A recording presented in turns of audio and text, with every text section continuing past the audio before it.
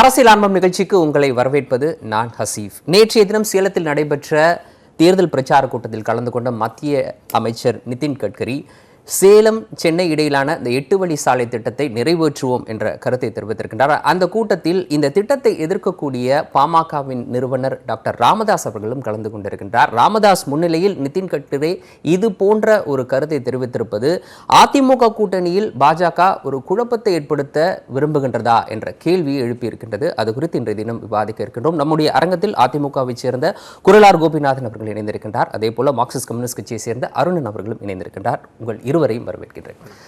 Gopinathan sir, உங்ககிட்ட இருந்து ஆரம்பிக்கிறேன். நான் இப்போ தெரிவித்த கருத்தை நீங்கள் எப்படி பார்க்குறீங்க? அதாவது பாஜகவுக்கு தெளிவாக தெரியக்கூடிய ஒரு விஷயம், கூட்டணியில் இருக்கக்கூடிய மிக முக்கியமான கட்சி பாமக இந்த திட்டத்தை எதிர்க்கின்றது. இந்த திட்டத்தை எதிர்த்து நீதிமன்றம் வரை சென்றது, நீதிமன்றத்தினுடைய தீர்ப்பை வரவேற்றிருக்கின்றது. இவற்றை எல்லாம் தெரிந்திருந்தும் கூட நிதின் கட்கரி இது போன்ற ஒரு கருத்தை தெரிவித்திருப்பது எதை வெளிப்படுத்துகிறது? இல்லை, அதாவது நிதின் கட்கரி என்ன சொன்னார் என்பதை நீங்கள் தெளிவாக சொல்ல வேண்டும். ஏன்னா ஊடகங்களுக்கும் பத்திரிகைகளுக்கும் ஒரு பெரிய சமுதாய பொறுப்பு இருக்கிறது. நிதின் கட்கரி என்ன பேசினார் என்று சொன்னால், இந்த திட்டம் நிறைவேற்றப்படும் எப்படி என்றால் அங்கே இருக்கிற விவசாயிகளை கலந்து பேசி அவர்களுடைய ஒப்புதலுடன் தான் இந்த திட்டம் நிறைவேற்றப்படும் என்று சொல்லியிருக்கிறார். ஏதோ அவர்களை எதிர்த்து நீங்கள் இது திணிக்கப்படும் என்று அவர் சொல்லலை. நீங்கள் ஏற்கனவே இந்த திட்டம் கொண்டு வரப்பட்ட பொழுது பாட்டாளி மக்கள் கட்சி அதை எதிர்த்தார்கள், அதற்கான போராட்டங்கள் எல்லாம் நடத்தினார்கள், அதற்காக வழக்கு தொடுத்தார்கள். இன்றைக்கு வழக்கில் இந்த பொல்யூஷன் கண்ட்ரோல் போர்டிலிருந்து நீங்கள் வாங்கலை அப்படின்னு சொல்லி அது தடையை நீக்கப்பட்டு விட்டது. இன்றைக்கு முதல்வர் அவர்களும் இன்றைக்கு அமைச்சர் பெருமக்கள் அவர்களும் தெளிவாக சொல்லியிருக்கிறார்கள். என்றைக்குமே விவசாயிகள் தெளிவில்லை. நீங்க தெளிவுன்றீங்க. அமைச்சர் ராஜேந்திர பாலாஜி சொல்றாரு நாங்க அப்பீல் போவோம்னு, முதலமைச்சர் சொல்றாரு நாங்க நீதிமன்ற தீர்ப்பை ஏற்று போகணும். ஆமா, உங்களுக்குள்ளேயே ஒரு குழப்பம் இருக்கு. இல்லை, முதல்வருக்கு தெளிவாக சொல்லியிருக்கிறார், நீதிமன்ற தீர்ப்பை நாங்கள் ஏற்றுக்கொள்வோம் என்று சொல்லியிருக்கிறார். அமைச்சர் ஜெயக்குமார் சொல்லியிருக்கிறார், விவசாயிகளுக்கு எதிராக நாங்கள் எந்த திட்டத்தையும் கொண்டு வர மாட்டோம். அப்ப நிதின் கட்கரி சொன்னது இவங்க ரெண்டு பேரும் சொன்னதுக்கு எதிரான விஷயம். நிதின் கட்கரி சொன்னதும் அதுதான். நிதின் கட்கரி என்ன சொல்லுகிறார் என்று சொன்னால், விவசாயிகளினுடைய கலந்து பேசி அதன் பிறகுதான் இதை நிறைவேற்றுவோம். விவசாயிகள் இதை எதிர்த்தார்கள் என்று சொன்னால் அவர்களுக்கு இந்த திட்டத்தை புரியல, இந்த திட்டத்துக்கான நடைமுறைகள் தெரியவில்லை, அதனால் அவர்களுக்கு அதிகமான தொகைகள் கொடுத்தும் ஒரு சில பேர்கள் தூண்டுதல்னால அவர்கள் போராட்டம் நடத்துகிறார்கள். இப்படி தான் நீங்கள் எடுத்துக்கணும். அதுக்காக தான் அப்புறம் விவசாயியை கலந்து பேச வேண்டிய அவசியம் கிடையாது. இது நாங்கள் கொண்டு வந்த திட்டம், இதை நாங்கள் நிறைவேற்றியே தீர்வோம், யார் தடுத்தாலும் பரவாயில்லன்னு அவர் சொல்லலை. அவர் சொன்னது விவசாயிகளை கலந்து பேசி இந்த திட்டம் நிறைவேற்றப்படும் என்று சொல்லியிருக்கிறார். அப்பதற்கு என்ன பொருள் என்று சொன்னால், நீங்கள் விவசாயிகள் ஒத்துக்கொண்டால்தான் இந்த திட்டம் நிறைவேற்றப்படும் என்பதுதான் பொருள். நீங்கள் அதற்காக நீங்கள் உடனே பிஜேபி அரசுக்கும் பிஜேபியினுடைய கொள்கைக்கும் இவருடைய இதுக்கும் வேறுபாடு இருக்கிறது. முதலையே இதற்கு முன்னர் விவசாயிகளினுடைய விருப்பத்திற்கு மாறாக இந்த திட்டம் செயல்படுத்தப்பட்டது அப்படின்றத ஏத்துக்கீங்க. விவசாயிகள் ஒரு சில விவசாயிகள் தூண்டப்பட்டு இந்த போராட்டங்களை நடத்தி கொண்டிருந்தார்கள் என்பதுதான் எங்களுடைய கருத்து. ஆனா பெரும்பான்மையான விவசாயிகள் இதை ஏத்துக்கிட்டு இருக்காங்க. ஆமா, நிச்சயமா ஏத்துட்டு இருக்காங்க. சில பேர் ஏத்திட்டு இருக்காங்க, சில பேர் அதற்காகத்தான் அவர் என்ன சொல்றாருன்னா, விவசாயிகளை கலந்து பேசி அவர்கள் ஒப்புக்கொண்ட பிறகுதான் இந்த திட்டம் நிறைவேற்றப்படும் என்று சொல்கிறார். அப்படி என்று சொன்னால் இது நிச்சயமாக விவசாயிகள் மீது திணிக்கப்படாது. நீங்க அவர்கள் ஒத்துக்கொண்டாதான் அப்ப விவசாயிகளுக்கு பாதகமாக நிச்சயமாக இது இருக்கு. உங்களுடைய முதற்கட்ட கருத்தை எடுத்துக்கிறேன், அருணன் சார்ட்ட போறேன்.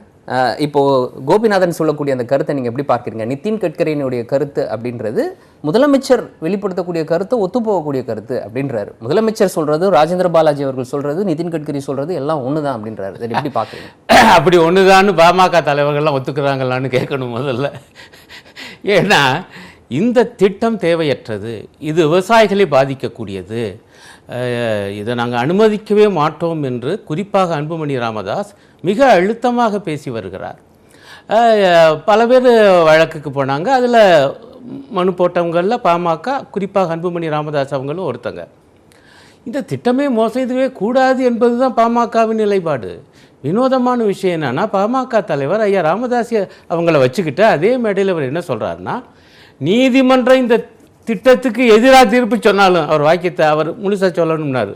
அது எப்படி ஆரம்பிக்குதுன்னா, இந்த திட்டத்துக்கு எதிராக நீதிமன்றமே தீர்ப்பு சொன்னாலும் இதை நாங்கள் அமல்படுத்துவோம். அவர் சொன்னது போல் அத்தோட ஒன்று வாக்கியத்தை சேர்த்திருக்கார். விவசாயிகளுடன் கலந்து பேசி கிட்டத்தட்ட 95% விவசாயிகள் எதிர்ப்பு தெரிவித்து தானுங்க இவ்வளோ விவகாரம். இந்த தீர்ப்பு வந்தவுடன் நீங்கள் கவனிக்கணும், விவசாயிகள் எல்லாம் எவ்வளோ உற்சாகமாக இனிப்பு வழங்கி அந்த ஊண்டின கல்லெல்லாம் தூக்கி எரிஞ்சு. ஏன்னா அதை நீதிமன்றம் சொல்லிடுச்சு, நீங்கள் முறையாகவே அமுல்படுத்தலை, எடுத்த நிலத்தை திருப்பி தருக என்பது தீர்ப்பினுடைய மிக முக்கியமான அம்சம். ஊண்டின கல்லெல்லாம் தூக்கி போட்டு இவருடைய நிதின் கட்கருடைய பேச்சுக்கு பிறகு விவசாயிகளுடைய பேட்டி என்று பத்திரிகையில் செய்தி வந்திருக்கு. நாங்கள் இந்த திட்டத்துக்கு எதிராக வழக்கு தொடுத்த போராடிய கட்சி தலைவர்கள்லாம் கூப்பிட்டு விருந்து கொடுக்கணும்னு நினச்சோம்.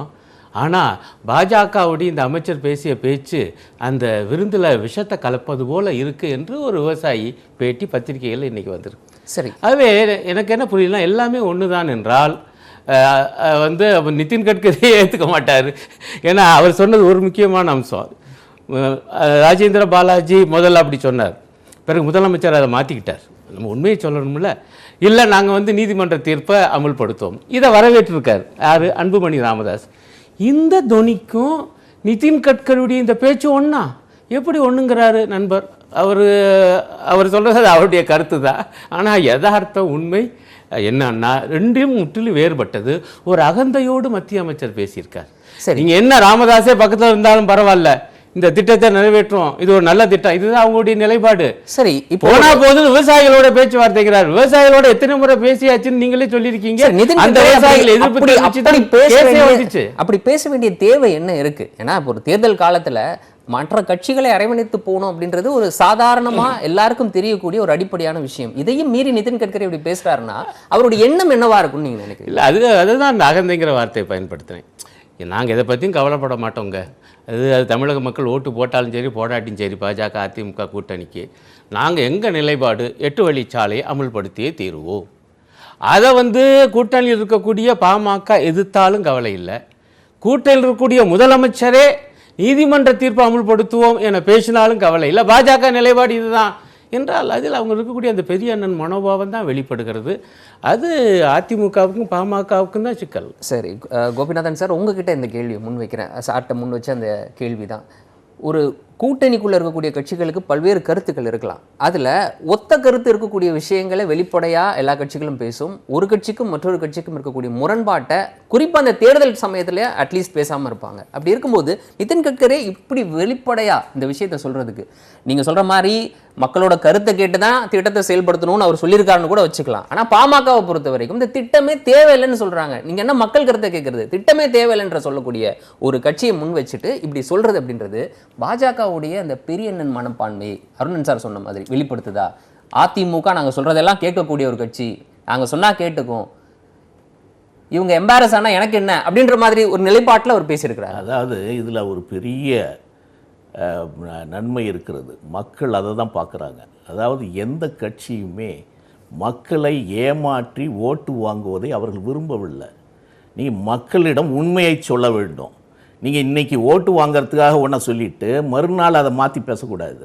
அப்படிப்பட்ட மனோபாவத்தில் இருக்கிற கட்சிகளை மக்கள் இதுவரைக்கும் ஒதுக்கித்தான் வைத்திருக்கிறார்கள்.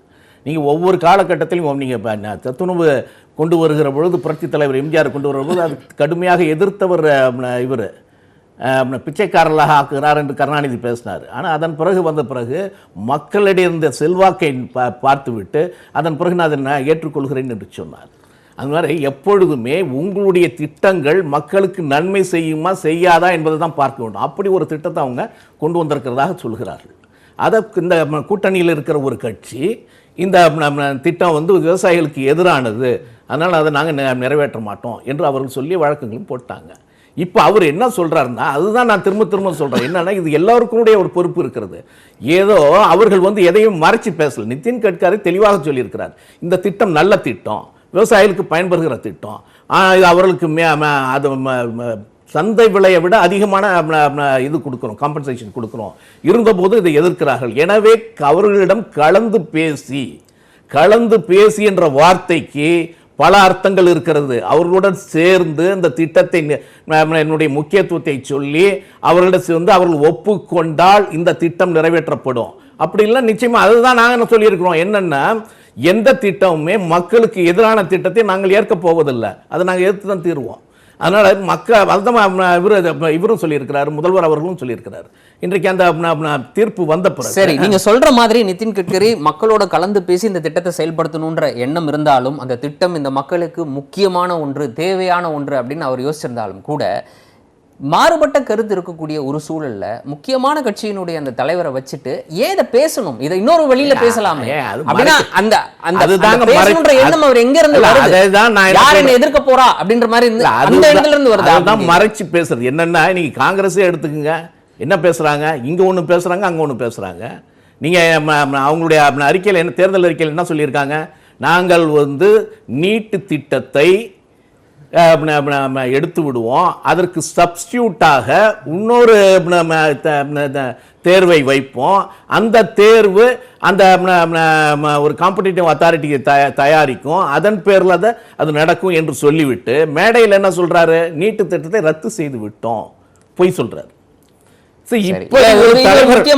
இப்படி ஒரு தலைவர்கள் பேசுவதை தான் மக்கள் எதிர்க்கிறாங்க. மக்கள் நீங்க அங்க ஒண்ணு சொல்றீங்க, அப்புறம் இங்க ஒண்ணு சொல்றீங்க. ஆனா அதை பொறுத்தவரைக்கும் சரியான பாயிண்ட் சொல்லிருக்கீங்க. நேரடியாக அவர்கள் சொன்னது இல்ல, நீங்க சொன்னது மிக சரியான ஒண்ணு. நான் அருண் சார் கிட்ட அதுக்கான விளக்கத்தை கேட்கிறேன். அவர் சொன்ன மாதிரி பாஜக தன்னுடைய நிலைப்பாட்டுல ஸ்ட்ரைட்டா இருக்கு. ஏன் காங்கிரஸ் மாத்தி மாத்தி பேசுது? அறிக்கையில ஒண்ணு சொல்லுது, வெளியில பேசும்போது ராகுல் காந்தி ஒண்ணு சொல்றாரு. உண்மையில உங்க ஸ்டாண்ட் என்ன, காங்கிரஸ் ஸ்டாண்ட் என்ன? நுழைவுத் தேர்வுன்னு ஒண்ணு இருக்குமா இருக்காதா? இல்ல, முதல்ல நண்பர் ஒரு பாயிண்டை ஏத்துக்கிட்டாரு.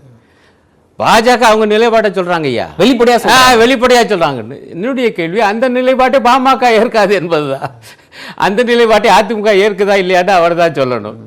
பொதுவாக முதலமைச்சர் என்ன சொல்லியிருக்காரு, நீதிமன்ற தீர்ப்பை நாங்கள் அமல்படுத்தவும் சொல்லியிருக்காரு. ஒன்று மட்டும் நிச்சயம், அவங்க ஏன்னா இவங்க ஏற்கனவே அதிமுக 8 வழிச்சாலை திட்டத்தை ஆதரிச்சவங்க தான், அதை அமல்படுத்தணும்னு சொன்னவங்க தான். ஆகவே இயல்பாக பாஜகவுடைய இந்த நிலைப்பாடு அவங்களுக்கு பிடிச்சிருக்கு. என்னுடைய முக்கியமான கேள்வி பாமக அந்த திட்டத்தை கடுமையாக எதிர்த்தது. அதுதான் பல பேர் வழக்கப்பட்டாங்க, அதில் அவங்களும் ஒருத்தங்க. நீதிமன்ற தீர்ப்பை அவங்க வரவேற்றிருக்காங்க. அந்த கட்சி தலைவரை வச்சுக்கிட்டு இப்படி பேசுகிறார் என்றால் இது என்ன மனோபாவம் என்பதை நான் எழுப்புகிற கேள்வி. அதற்கு அவருடைய விளக்கத்தை கொடுத்துருக்கார். இப்போ நீட்டுக்கு வருவோம். நான் காங்கிரஸ் கட்சியுடைய இந்த அறிக்கையை பூரா படித்தேன். அதில் அவர் சரியாக தான் சொன்னார். எடுத்த எடுப்பிலேயே நீட்டு எத்தகைய பாதிப்பை தருகிறது என்று 2 வரி இருக்குது. இது மாணவர்களுக்கு சிக்கலை உருவாக்குகிறது, மாநில அரசுகளுடைய சேர்க்கை உரிமையிலே கை வைக்கிறது. ரைட். இப்படிப்பட்ட விமர்சனம் இருக்கே, இது பாஜகவில் இருக்கா? அறிக்கையில் அவங்க நீட்டுக்குள்ளே போகலை. ஏன்னா அவங்க முழுக்க நீட்டை திணிப்பது ரொம்ப தீவிரமாக இருக்கக்கூடிய கட்சி. இவங்க அதை சொல்லிவிட்டு அடுத்தாப்புல ஒரு வாக்கியம், we will take steps to dispense with NEET, நீட்டை நீக்குவோம். அடுத்த வாக்கியம். அதற்கடுத்து அவர் சொன்னது போல் இன்னொன்று வருது. என்னன்னா, அதற்கு பதிலாக மாநில அரசுகள் அதற்கு ஏற்றால் போராட அதற்கு இணையாக ஒரு தேர்வுகளை நடத்தி கொள்ளலாம் இருக்கு.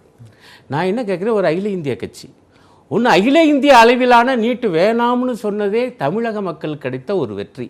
ஏன்னா நாம தான் இதை விடாமல் போராடி வந்தோம். ஒரே ஒரு திருத்தம் மட்டும் சொல்கிறோம், நடத்தி கொள்ளலாம் அப்படின்றது மே அப்படின்ற ஒரு வார்த்தை அங்கே இடம் பெற்றிருக்கும். ஆனால் அந்த இதில் மே அப்படின்ற எந்த வார்த்தையும் இல்லை. சரி, நடத்தப்படும் மாநில அரசு ஒரு தேர்வை மாநில அரசின் மீது திணிக்கப்படும் மாதிரி தான் அதை எடுத்துக்கொள்ளணும். இல்ல இன்னும் கரெக்டா சொல்ல போனா டு சப்ஸ்டியூட்ங்கிற வார்த்தை இருக்கு. அது மேயா ஷேலான்னு இல்லைன்னு வச்சுக்கிறேன். அதற்கு பதிலாக இன்னொரு மாநில அளவிலான தேர்வு இருக்கும். ரைட்டு. ஆனால் இதுவே ஒரு வெற்றிங்கிறேன். எங்கள் அகில இந்திய அளவில் சிபிஎஸ்சி பாடத்திட்டத்தில் கொண்டு திணிச்சு நம்ம பிள்ளைங்க மாநில அரசு பாடத்திட்டத்தில் படிச்சுட்டு +2லேயே நம்மளுடைய அரசு மருத்துவக் கல்லூரிகள் அதில் இடம் பிடிச்சது. அதுக்கு ஆபத்து எவ்வளோ பெரிய வேதனை மறக்க முடியுமா அனிதாவை? அந்த நிலைமை இனி இருக்காது. மாறாக ஒரு மாற்று வரும்.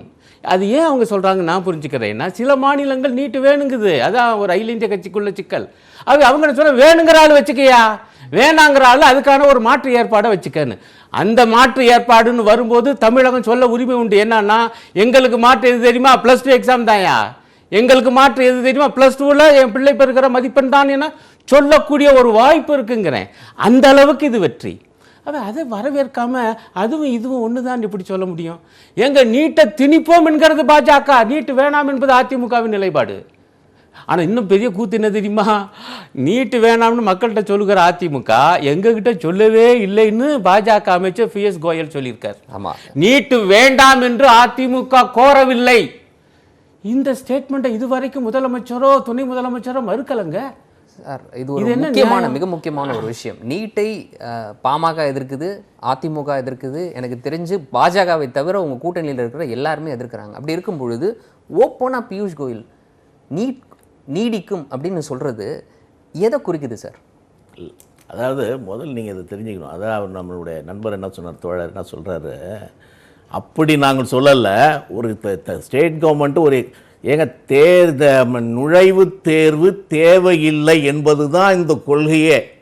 நுழைவுத் தேர்வு கூடாது, அகடமிக் மார்க்கை வச்சுக்கிட்டு தான் நீங்கள் தேர்வையை நடத்தணும் அப்படின்றது தான் இது. இன்னும் நீங்கள் சொல்லி பார்த்தீங்கன்னா, அதான் எனக்கு என்ன ஆச்சரியம் என்று சொன்னால், நீங்கள் கேபிட்டேஷன் ஃபீன் 1.5 கோடி ரூபாய் ஒவ்வொரு கல்லூரியிலும் வாங்கிட்டா அதை இந்த தோழர்கள் ஏன் எதிர்க்கல என்று தெரியல. இன்றைக்கு வரைக்கும் அதை பேசவே மாட்டாங்க. இல்ல நீங்க சொல்ற அந்த பாயிண்ட் நீட்டுக்கு ஆதரவான பாயிண்ட் இல்ல இல்ல உங்களோட கட்சிக்கு நீங்க எதிராக உங்களோட கட்சியோட நிலைப்பாட்டுக்கு எதிராக இல்ல இல்ல அப்பொழுது அவர்கள் அந்த கோரிக்கையை வைக்காதவர்கள் இந்த நீட்டுல ஏதோ மாணவர்கள் பாதிக்கப்பட்டாங்கன்னு இவ்வளவு வெகுமெண்டா பேசுகிறார்கள் எந்த காலகட்டத்திலையுமே. அதனால இது யாருடைய தூண்டுதல்ன்றது என்பது ஒன்று.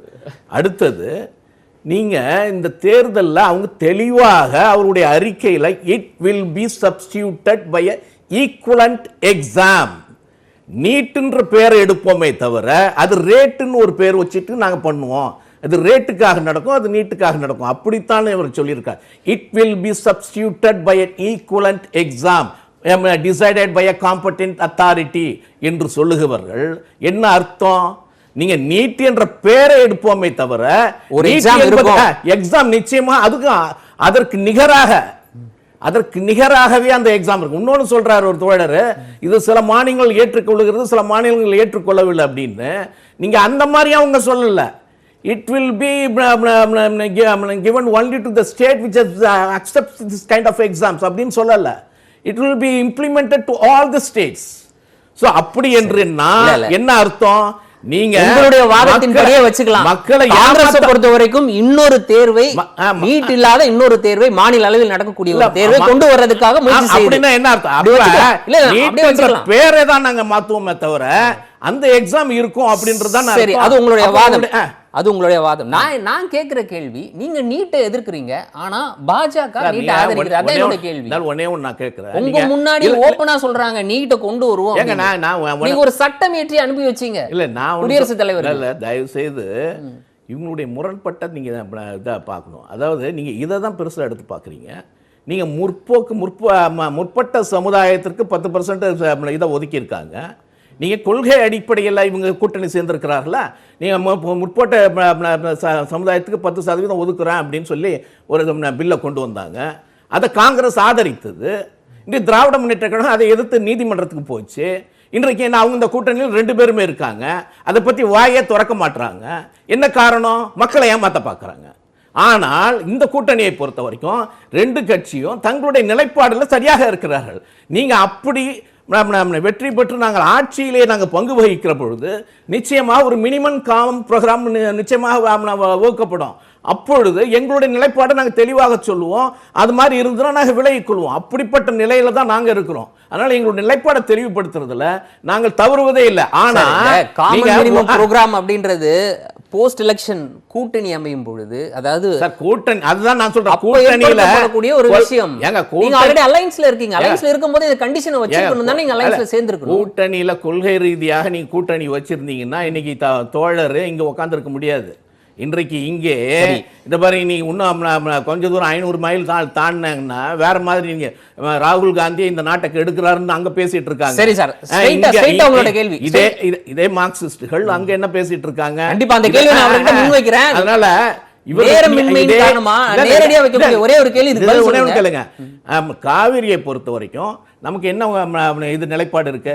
இது காங்கிரஸுக்கு அந்த நிலைப்பாடு ஒத்து போகுமா? நீங்க அங்க போய் மாநிலத்துக்கு மாநிலம் மார்க்சிஸ்ட் கம்யூனிஸ்ட் கட்சியை கட்டுவோம் என்று பேசுகிறார். இன்னைக்கு அவர் பேசியிருக்காரு. இன்னைக்கு அவர் இளங்கோவன் சொல்றாரு மேகதாது அணை கட்டுறதுக்கு மணல் போதுன்னு. அப்ப ராகுல் காந்தி வாங்குறாரு போல இருக்காங்க மணல் வாங்க கட்டுறதுக்கு.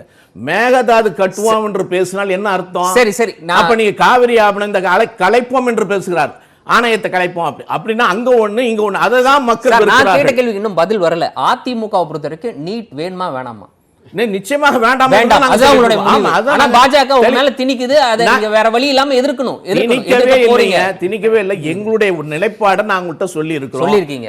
நாங்க நீங்க நீதிமன்றம் சொன்ன மாதிரி காமன் மினிமம் ப்ரோக்ராம்ல ஏங்க, நீட் வேணான்னு நீங்க சொல்லும் பட்சத்துல, அது 2010 கண்டிப்பா கொண்டு வருவேன்னு சொல்லும் பட்சத்துல நீங்க அந்த கூட்டணியில இருந்து வெளியே வர்றதுக்கு தயாரா இருக்கிறீங்க. அதுதான் தயவு செய்து இல்ல, நீங்க அதுக்கு முன்னாடி சொன்னீங்க. இல்ல அதை நான் சொல்றேன். தயவு செய்து நீட்டை எப்படி வந்தது, 2010 யார் கொண்டு வந்தது, 2013 அந்த தீர்ப்பு வந்ததுக்கு அப்புறம் அதுக்கு ரிவ்யூ பெட்டிஷன் நம்ம அந்த origin எல்லாம் போக வேணாம். இப்ப இருக்கக்கூடிய நிலைமை எல்லாமே காங்கிரஸ் இன்றைக்கு ஓட்டு வாங்குவதற்காக பொய்ய சொல்லி கொண்டு இருக்கிறார்கள். நீங்க அங்க அன்னைக்கு கேஸ் நடத்துனது, இன்னைக்கு 200 பெண்களை கொண்டு போய் நிறுத்தி நளினி சிதம்பரம் தான் அந்த நம்ம தீர்ப்பையே பெற்றாங்க. இன்னைக்கு அதையெல்லாம் செய்து விட்டு இன்னைக்கு நீட்டுக்கு பேசினா மக்கள் சிரிக்க மாட்டாங்களா? கண்டிப்பா. நிகழ்ச்சியோட இறுதிக்கு வந்துட்டோம். பல குற்றச்சாட்டுகளை வச்சிருக்கிறாரு. அதாவது கட்சிகள் ஒன்று இணைவது அப்படின்றது கொள்கையை மறந்து தேர்தலுக்காக அதை நீங்களும் செஞ்சிருக்கிறீங்க அப்படின்றாரு. இல்லை, அதுக்கு சுருக்கமா இறுதியா இல்லை அவர் நிறைய பல விஷயங்களை சேர்த்துருக்காரு. நான் சுருக்கமாக ஒன்றுக்கு சொல்கிறேன். அதாவது ஒரு விஷயத்துக்கு அவர் பதில் சொல்லலை. நீட்டு வேண்டாம் என்று அதிமுக எங்களிடம் கோரவே இல்லை என்று பயஸ் கோயல் பேசுகிறாருங்க. மக்கள்கிட்ட வந்து இப்போ இவர் என்ன சொல்கிறார், ஆமாம் அதிமுக தான் சொல்லுது நீட்டு வேணாம்னு. ஆனால் மத்தியில் ஆட்சியில் இருக்கவங்ககிட்ட சொல்லவே இல்லை, இன்னும் ஆட்சியில் இருக்கவங்க சொல்கிறாங்க. அதுக்கு தயவு செய்து அவங்க பதில் சொல்லணும். முதலமைச்சரும் துணை முதலமைச்சர் ஒன்று. ரெண்டாவது அவர் என்ன சொல்கிறாரு, நீங்கள் வந்து கேபிடேஷன் ஃபீயெல்லாம் எதுக்கல, நாங்கள் தாங்க எதிர்த்து போராடினது. நீட்டு விவகாரம் வேற, நம்முடைய அரசு கல்லூரியில் வரக்கூடிய சிக்கல், நம்முடைய மாணவர்கள் நம்முடைய இஷ்டப்படி சேர்க்க முடியாத நிலைமையை உருவாக்கப்பட்டாங்க. மூணாவது பாயிண்ட், நீங்க வந்து இப்ப பந்தை வந்து காங்கிரஸ் ஆவது மாநில கோர்ட்டுக்கு தள்ளி விடுது. பாஜக இன்னும் உறுதியாக அகில இந்திய டெஸ்ட்ல நிக்குது. நமக்கு வரும்போது நம்ம அது என்னன்னு பாத்துக்குவோம். தமிழ்நாட்டு நிலைமை இப்படி ஒரு வாய்ப்பு கிடைச்சிருக்கே, எல்லாம் ஒண்ணுதாங்கிறது என்ன. மூணாவது பாயிண்ட், எங்களை பொறுத்தவரையில மாநிலத்துக்கு மாநில நிலைமை வித்தியாசங்கள் இருக்கு. அதுக்கு தகுந்த மாதிரி அரசியல் உத்தி. ஆனால் ஒன்றிலே மிக தெளிவா இருக்கும், அகில இந்தியா முழுக்க பாஜகவை எதிர்ப்பது என்பது மீண்டும் மோடி தலைமையிலோ அல்லது யார் தலைமையிலோ பாஜக கூட்டணி மத்தியில் வரக்கூடாது. வந்தால் நீட்டு திணிக்கப்படும், வந்தால் விவசாயிகள் விரும்பாத 8 வழிச்சாலை திட்டம் திணிக்கப்படும். அதுதான் இந்த 2 மத்திய அமைச்சர்களுடைய பேச்சு. அதை இவர்களால் மறுக்க முடியவில்லை. கண்டிப்பாக இன்றைய தினம் மிக முக்கியமான விஷயத்தை விவாதிச்சிருக்கோம். அதில் சார் தெரிவித்த கருத்து மிக முக்கியமான ஒன்று. அதாவது அதிமுக எதிர்க்கக்கூடிய விஷயங்களை ஒருவேளை பாஜக ஏற்றுக்கொள்ளாத பட்சத்தில் அந்த கூட்டணியிலிருந்து வெளியே வரக்கூட அதிமுக தயங்காதுன்ற ஒரு கருத்து முன் வச்சிருக்காரு. உங்களை பொறுத்த வரைக்கும் நீங்கள் நிச்சயமாக மாநிலத்துக்கு மாநிலம் விஷயங்கள் மாறுது, அந்த வகையில் இந்த மாநிலம் பாதிக்கப்படும் பட்சத்தில் நிச்சயமாக நீங்கள் குரல் கொடுப்பீங்கன்ற ஒரு கருத்தை முன் வச்சிருக்கிறீங்க. உங்களுடைய அரங்கத்திற்கு வந்து உங்களுடைய கருத்துக்களை பகிர்ந்து கொண்டமைக்கு உங்கள் இருவருக்கும் மிக்க நன்றி. மீண்டும் ஒரு அரசியல் ஆரம்பம் நிகழ்ச்சியில் சந்திப்போம். நன்றி.